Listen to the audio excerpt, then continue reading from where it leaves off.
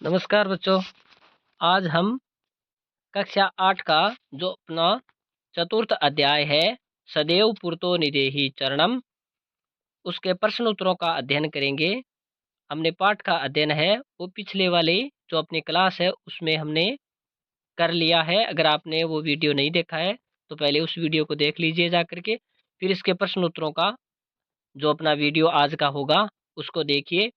और अगर आपने इस चैनल को सब्सक्राइब नहीं किया है तो सब्सक्राइब कर लीजिए ताकि जो भी क्लास आए उसकी आपको सूचना पहुंच जाए। तो देखते हैं अपना आज का पहला प्रश्न है, इसमें क्या पूछा गया है। पाठे दत्तम गीतम सस्वरम गायत। पाठ में दिए गए गीतों का सस्वर गायन कीजिए, जिसको हमने पीछे वाले वीडियो में कर लिया है। तो आज का अपना दूसरा प्रश्न है, उसको देखते हैं। अधोलिखिता नाम प्रश्नानाम उत्तराणी एक पदेन लिखत। नीचे लिखे गए प्रश्नों के उत्तर एक पद में लिखिए। तो पहला अपना प्रश्न है, स्वकीयम साधनम किम भवति। स्वयं का साधन क्या होता है। तो बल होता है, शक्ति होती है, ताकत होती है, वो स्वयं का साधन होता है। उसके बाद में अपना दूसरा जो प्रश्न है, इसमें क्या पूछ रखा है। पथि के विस्मा परखराहा। मार्ग में तीक्ष्ण आकार वाले क्या मिलेंगे।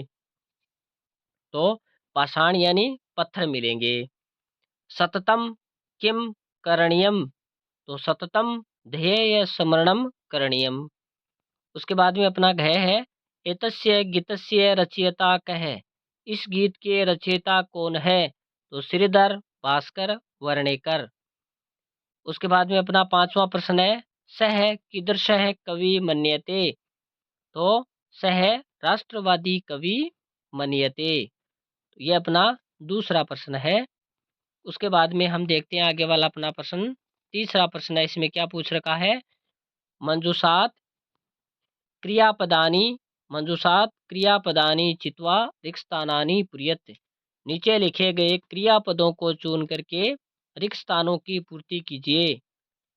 तो हमारे सामने इस बॉक्स में जो क्रियापद लिखे हुए हैं, इनमें से हमें जो नीचे खाली स्थान है उनमें चुनना है। तो पहला है तवम विद्यालयम। तो यहाँ पर आ जाएगा चल। ये जो चल शब्द है ये यहाँ भर देंगे।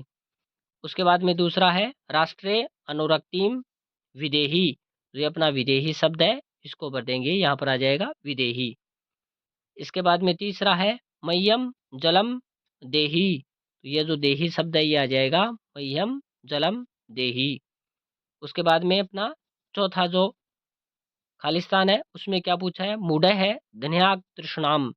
तो यहाँ पर जही ही शब्द आ जाएगा, ये आ जाएगा जही ही शब्द। उसके बाद में आगे वाला है अपने सामने, उसमें क्या पूछा है कि भज गोविंदम। यहाँ पर भज के साथ क्या आ जाएगा, गोविंदम के साथ क्या आ जाएगा, भज शब्द आ जाएगा। उसके बाद में सततम ध्येय स्मरणम कुरु शब्द आ जाएगा। इस प्रकार है जो अपना तीसरा प्रश्न है इसको हम कर देंगे। उसी प्रकार अपना जो चौथा प्रश्न है इसमें क्या पूछ रखा है कि जो उचित कथनानाम समक्षम आम, कि आपको उचित कथनों के समक्ष आम यानी सही लिखना है। अनुचित कथनानाम समक्षम न इति लिखत। और अनुचित कथन है, गलत कथन है, उनके सामने न लिखना है। तो अपना जो पहला जो कथन है इसमें देखते हैं, निज निकेतनम गिरि शिखरे अस्ति। अपना घर पर्वत की चोटी पर है। तो बिल्कुल इस गीत के माध्यम से हमें बताया गया है। फिर है सौक्यम बलम साधकम बाधकम भवति। बाधकम लिखा हुआ है यहाँ पर कि अपना बल बाधक होता है, तो नहीं, अपना बल साधक होता है। उसके बाद में हमारे सामने है पथि हिंस्रा पशु है न संति। मार्ग में हिंसक पशु नहीं है। तो बिल्कुल मार्ग में हिंसक पशु मिलेंगे, ये गीत में हमें बताया गया है। गमनम सुकरम अस्ति। चलना अत्यधिक सही सरल है, सही है, तो नहीं, अत्यधिक कठिन है। सदैव अग्रे एव चलनियम। हमेशा आगे की ओर चलो। तो बिल्कुल सही बात है, हमेशा आगे की ओर चलो, ये इस गीत में हमें बताया गया है। आगे वाला प्रश्न देखते हैं, इसमें क्या पूछा है। वाक्य रचनाया अर्थ भेदम स्पष्टीकुरुत। वाक्य रचना में अर्थ भेद को स्पष्ट कीजिए कि ये जो हमारे सामने शब्द लिखे हुए हैं इनमें हमें अर्थ भेद करना है। तो यहाँ पर परितः है और क्या है, पुरतः है। परितः है यानी चारों तरफ, पुरतः है यानी सामने। तो इसमें वाक्य रचना के द्वारा अर्थ भेद करेंगे। तो परितः में हो जाएगा ग्रामम परितः वृक्षा सन्ति, गांव के चारों ओर वृक्ष हैं।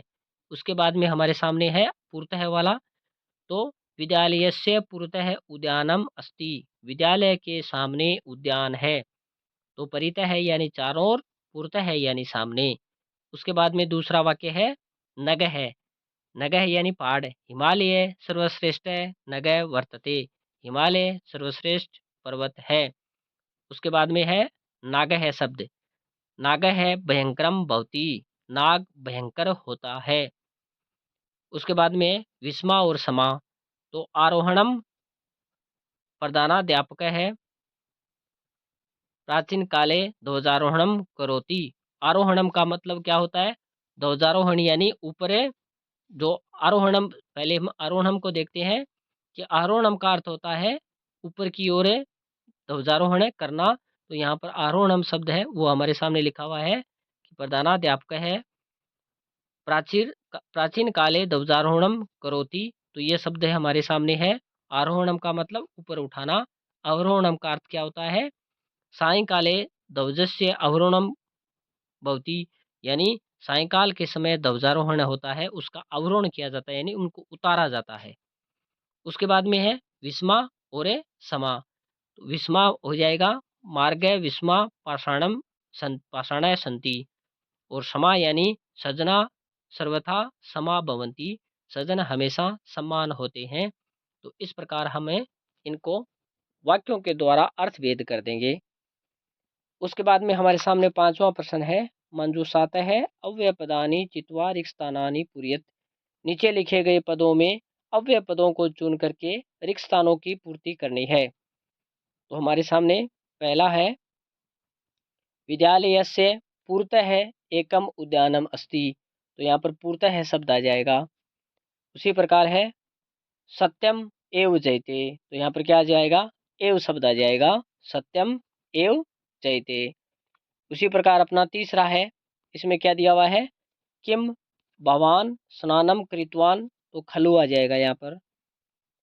उसी प्रकार अपना चौथा है वाक्य, उसमें क्या दिया हुआ है, सह यथा चिंतयति तथा आचरति, तो तथा शब्द आ जाएगा यहाँ पर खालिस्तान में। उसी प्रकार हम देखते हैं आगे कि अपना नय है, इसमें क्या पूछ रखा है कि ग्रामम परितः वृक्षा सन्ति, ग्रामम परितः वृक्षाः सन्ति। उसी प्रकार अपना पांचवा है विद्याम विना जीवनम वृथा, विद्याम विना जीवनम वृथा, तो यहाँ पर विना शब्द आ जाएगा छह वाले वाक्य में अपने।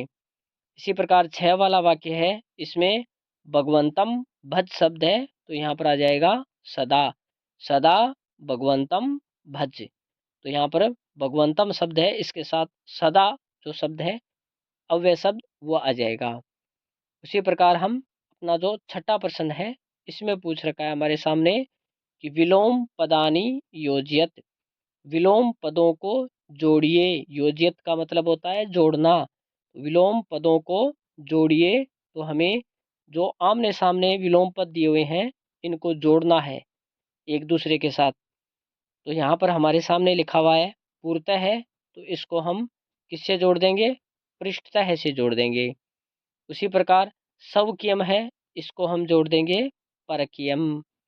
उसी प्रकार भीति शब्द है, इसको हम जोड़ देंगे साहस से। इसी प्रकार अनुरक्ति शब्द है, इसको हम जोड़ देंगे विरक्ति से। उसी प्रकार गमनम शब्द है, इसको जोड़ देंगे आगमनम से। तो इस प्रकार हम इनको एक दूसरे के साथ विपरीत जो शब्द दिए हुए हैं इनको जोड़ देंगे, जोड़ करके इस प्रश्न का हल करेंगे। इसी प्रकार हमारे सामने ये जो सातवां प्रश्न है, इसमें क्या पूछ रखा है इसको देखते हैं। लट लकारे लकार पदे भय है लोट विधिलिंग लकार पदानाम निर्माणम कुरुत। लट लकार के पदों से लोट लकार और विधिलिंग लकार के पदों का निर्माण करना है हमें, तो हमारे सामने ये जो लिखे हुए हैं पद हैं ये लट लकार में हैं। इन पदों से हमें लोट लकार और विधिलिंग लकार के पद बनाने हैं। तो पहला जैसे उदाहरण के रूप में इसने लिखा है पठती शब्द है, ये लट लकार एक वचन में है, प्रथम पुरुष एक वचन में है। तो इसी प्रकार लोट लकार प्रथम पुरुष एक वचन में हो जाएगा पठतु, विधिलिंग लकार प्रथम पुरुष एक वचन में हो जाएगा पठेत। तो इसी प्रकार खेलसी शब्द हमारे सामने लिखा हुआ है, तो ये मध्यम पुरुष एक वचन का है। तो हम जो लोट लकार में खेल शब्द का रूप बनाएंगे मध्यम पुरुष एक वचन में वो हो जाएगा खेल, और विधिलिंग लकार में हम मध्यम पुरुष एक वचन में बनाएंगे वो हो जाएगा खेले शब्द। उसी प्रकार खादंती शब्द हमारे सामने है, ये है प्रथम पुरुष बहुवचन का पद है हमारे सामने लट लकार में। तो इसको लोट लकार प्रथम पुरुष बहुवचन में बनाएंगे तो खादंतु बन जाएगा। विधिलिंग लकार बहुवचन में बनाएंगे तो बन जाएगा खादेयुः। उसी प्रकार ये पिबामी शब्द है, ये हमारे सामने, ये लट लकार उत्तम पुरुष एक वचन का है। तो लोट लकार उत्तम पुरुष एक वचन का बन जाएगा पिबानी, विधिलिंग लकार उत्तम पुरुष एक वचन का बन जाएगा पिबेयम। इसी प्रकार हमारे सामने हसतः है शब्द लिखा हुआ है, ये प्रथम पुरुष लट लकार द्विवचन का रूप है। तो ये लोट लकार प्रथम पुरुष द्विवचन का हो जाएगा हसताम, और विधिलिंग लकार प्रथम पुरुष द्विवचन का हो जाएगा हसेताम। उसी प्रकार हमारे सामने लिखा हुआ है नयामय है शब्द लिखा हुआ है, ये उत्तम पुरुष बहुवचन का है ये लट लकार में। तो हम लोट लकार उत्तम पुरुष बहुवचन का रूप बनाएंगे नयामय है, विधिलिंग लकार उत्तम पुरुष बहुवचन का बनाएंगे नयेम। तो इस प्रकार ये पद हैं वो लट लकार के हमारे सामने लिखे हुए हैं, हमें इनको लोट लकार और विधिलिंग लकार में बना करके रखना है।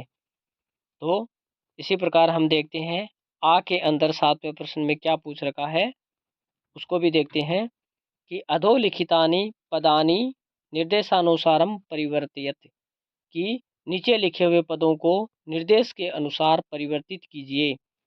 तो हमारे सामने लिखा हुआ है गिरी शिखर, तो यह सप्तमी एक वचन में हमें इसको परिवर्तित करना है, तो ये हो जाएगा गिरी शिखरे। इसी प्रकार पथिनय शब्द है, इसको हम सप्तमी एक वचन में परिवर्तित करेंगे तो ये बन जाएगा पथि शब्द। उसी प्रकार राष्ट्र शब्द है हमारे सामने, इसको हम चतुर्थी एक वचन में लिखेंगे तो राष्ट्रीय शब्द बन जाएगा। इसी प्रकार हम पाषाण शब्द है, इसको सप्तमी एक वचन में परिवर्तित करेंगे तो शब्द हो जाएगा पाषाणे। इसी प्रकार हमारे सामने लिखा हुआ है यानम शब्द, जो कि द्वितीय विभक्ति और बहुवचन का रूप है। तो हम इसी को द्वितीय विभक्ति बहुवचन में हमें इसको बनाना है यान शब्द को, तो ये हो जाएगा यानानी, यह शब्द बन जाएगा यानानी। इसी प्रकार शक्ति शब्द है हमारे सामने लिखा हुआ, यह प्रथमा एक वचन का है। तो हम इसको प्रथमा एक वचन में हमें बनाना है शक्ति शब्द को, तो प्रथमा एक वचन में शक्ति ही बन जाएगा, शक्ति का शक्ति बन जाएगा।